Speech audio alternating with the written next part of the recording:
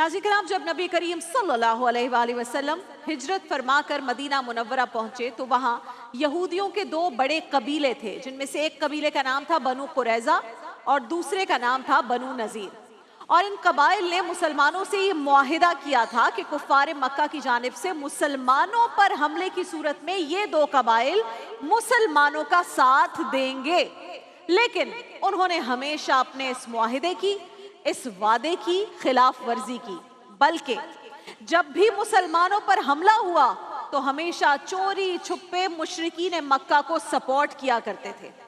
अब रसूलुल्लाह वो तो रहमतुल लिल आलमीन है, आपने हमेशा दरगुजर से काम लिया, इग्नोर किया। लेकिन जब गज़वा खंदक में भी यहूदी कबाइल बिलखुसूस बनु कुरैज़ा ने मुआहिदे की बरखिलाफ जाकर काफिरों का साथ दिया तो नबी पाक सल्लल्लाहु अलैहि वसल्लम ने फरमाया कि अब इनसे कोई मुआहिदा, कोई अग्रीमेंट नहीं, बल्कि इनसे जंग होगी। क्योंकि एक बार नहीं, दो बार नहीं, बार बार वादा खिलाफी कर रहे थे, मुआहिदे की खिलाफ वर्जी कर रहे थे। गज़वा खंदक में मुसलमानों की फतह की खबर सुनकर बनु कुरैज़ा के अब होश उड़ गए। अब तो ये फातेह बनकर वापस आ रहे हैं और अब जो वादा खिलाफी की थी उस पर अपने इबरतनाक अंजाम से खौफजदा होकर उन्होंने खुद को एक किले के अंदर महसूर कर लिया।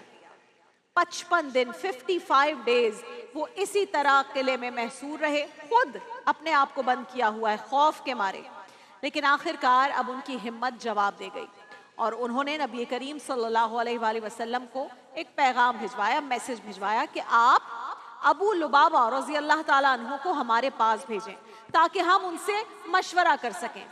बनु कुरैज़ा ने मशवरे के लिए ख़ास तौर पर हज़रत अबू लुबाबा का नाम इसलिए तजवीज़ किया था क्योंकि उनका ताल्लुक़ कबीला बनु औस था, से था। और बनु कुरैज़ा और बनु औस के बहुत पुराने देरीना ताल्लुकात चले आ रहे थे।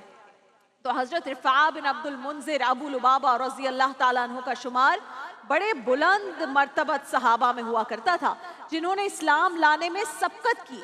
ग़ज़वा बदर के मौके पर चूंकि नबी करीम सल्लल्लाहु अलैहि वसल्लम ने उन्हें अपना कायम मकाम बनाकर मदीना मुनव्वरा भेज दिया था, इसलिए आप अगरचे जंगे बदर में हिस्सा नहीं ले सके थे, लेकिन रसूल अल्लाह ने उन्हें बदरी सहाबा में शुमार फरमाया था क्योंकि ड्यूटी आपने भरपूर निभाई और माले गनीमत में से हिस्सा भी उन्हें अता किया था। आपको बारगाह नबी में ख़ास मकाम, एक प्रोटोकॉल हासिल था, आपकी बड़ी इंपॉर्टेंस थी। और यही वजह है कि जब बनु कुरैज़ा ने नबी करीम सल्लल्लाहु अलैहि वसल्लम को मैसेज भिजवाया कि आप अबू लुबाबा रज़ी अल्लाह ताला अन्हु को हमारे पास भेजिए, हम उनसे मशवरा करना चाहते हैं ताकि हम उनसे बात कर सकें, डिस्कस कर सकें, हमारे उनसे पुराने रिश्ते हैं, रवाबित हैं। तो नबी पाक सल्लल्लाहु अलैहि वसल्लम ने फरमाया, अबू लुबाबा तुम इनसे जाकर मिलो, इनकी बात जरूर सुनो कि वो क्या कहते हैं। लेकिन गौर कीजिएगा, रसूल अल्लाह कहते हैं इनसे कोई वादा करके नहीं आना। रसूल अल्लाह हुक्म दे रहे हैं सहाबी को, आशिक रसूल को, क्या कह रहे हैं? इनसे कोई वादा करके नहीं आना, क्योंकि अब इनसे कोई मुआहिदा नहीं किया जाएगा बल्कि उन्हें वादा खिलाफी की सजा दी जाएगी।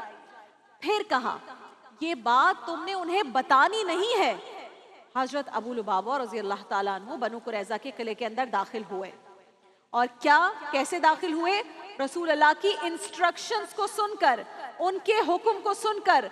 रसूल अल्लाह का हुक्म हो, सहाबी के लिए हो, आशिक रसूल के लिए हो, तो ये पत्थर पे लकीर हुआ करता है। उसके बाद क्यों अगर कुछ नहीं होता, हुक्म दे दिया रसूल अल्लाह ने, आप किले के अंदर दाखिल हुए।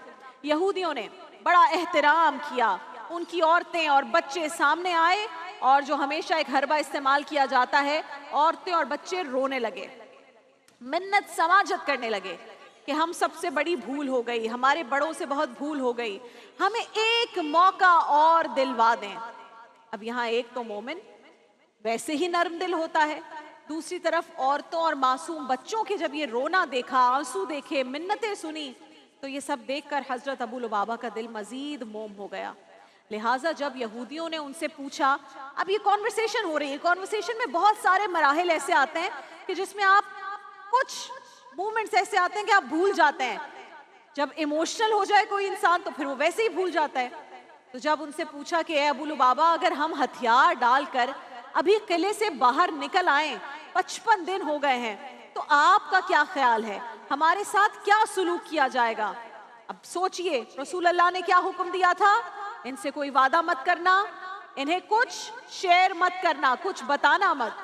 لیکن یہاں آپ نے جب بچوں کو روتا دیکھا، خواتین کو روتا دیکھا، کانورسیشن میں آگے نکل گئے، تو بے خیالی میں حضرت ابو لبابہ نے اپنے حلق کی طرف اپنے ہاتھ سے کٹنے کا اشارہ کیا، جس کا مطلب یہ تھا کہ اب کچھ نہیں ہو سکتا، اب تمہارے گلے کٹیں گے.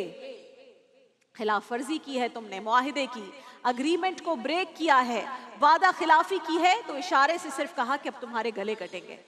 ابو لبابہ یہ اشارہ تو کر بیٹھے، لیکن فوراً ہی عاشق رسول کو خیال آیا کہ یہ میں نے کیا کر دیا، یہ تو میں نے اللہ اور اس کے رسول کے ساتھ خیانت کر دی ہے، یہ تو میں نے مسلمانوں کا جنگی راز فاش کر دیا ہے. اب اگر یہودیوں نے کوئی ایسا پیشگی قدم اٹھا لیا جس سے خدا نخواستہ مسلمانوں کو کوئی نقصان پہنچ گیا تو اس کی تو ساری ذمہ داری مجھ پر ہوگی. 10 طرح کے خیال آنا شروع ہو گئے، اور اس خیال کا آنا تھا کہ آپ کی آنکھوں سے دکھ میں، خوف میں بے تحاشا آنسو جاری ہو گئے. آپ نے کہا اِنَّ لِلَّهِ وَإِنَّ إِلَيْهِ راجعون، یہ پڑھا اور آپ قلعے سے تیزی سے باہر نکل آئے. سوچنے لگے کہ آقا دو جہاں محمد مصطفیٰ صلی اللہ علیہ وآلہ وسلم کی خدمت میں کیسے جاؤں گا، کیا منہ لے کر جاؤں گا، آپ کو کس طرح بتاؤں کہ مجھ سے کیا گناہ سرزد ہو گیا ہے، جو آپ نے حکم دیا میں اسے ہی فالو کرنے گیا تھا لیکن وہ نہ کر سکا. جب رسول اللہ کے سامنے جانے کی ہمت نہ ہوئی ناظرین کرام، تو سیدھے مسجد نبوی پہنچے اور ایک موٹی زنجیر لے کر خود کو مسجد کے ایک ستون سے باندھ لیا اور روتے ہوئے اللہ کے حضور گڑ گڑانے لگے کہ اے باری تعالیٰ، مجھ سے بہت بڑی خطا ہو گئی، مجھے معاف کر دے، مجھے معاف کر دے.